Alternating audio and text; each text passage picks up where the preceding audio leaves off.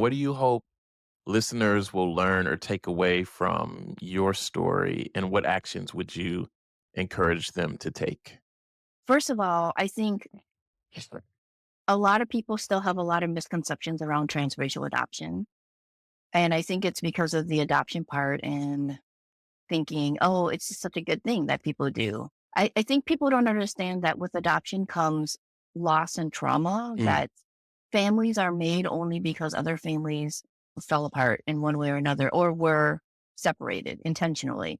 For whatever reason, however, a family is broken up, adoption doesn't cure that for them. Adoption can be a place where a child can get some stability and some love, but it doesn't mean that their families of origin didn't love them. It doesn't mean that they weren't loved in their communities. And especially when race is involved and there's a transracial or transnational adoption that happens, I think people don't realize the extent to the losses that occur. mm. So for one thing, stop just using adoption as a joke or saying things like, oh, that person is so great. I wish they would adopt me and things like that, because it really diminishes that sense of loss.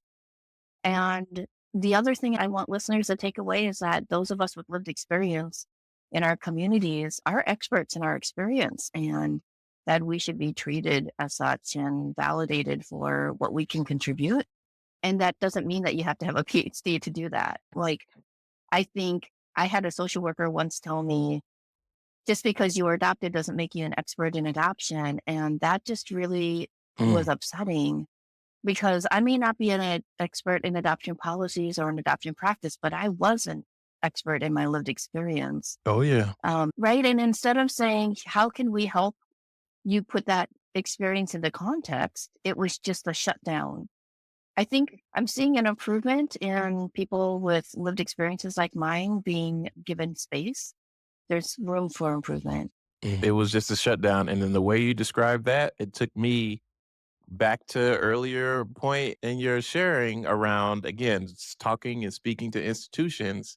It's naming inequity, naming a problem isn't creating a problem. It is surfacing what is already there that, the structures are not taken into account or not paying attention to. And so this idea of even oh, you're not an expert in, what was the end game of that? Not you actually answering that, but I'm thinking even those various attempts to silence the voices of the people who are trying to tell us something are going back to this. What would it mean then for me to actually acknowledge this lived experience? What would it mean about how I feel about my institution?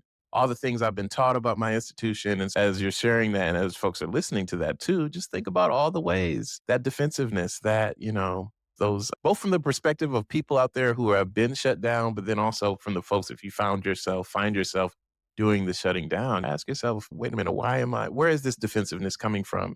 And what do I need to, how can I recenter myself and make a different decision? Because for me, it goes back to, I remember you saying, and again, I'm paraphrasing, but to the degree you're exploring, you're naming other things, feels like this sense of being disloyal. And it's, wait a minute, I've talked with other folks who it is because I am a part of these systems or that I interact with these things that, I can criticize it. I can say we should be open to those things.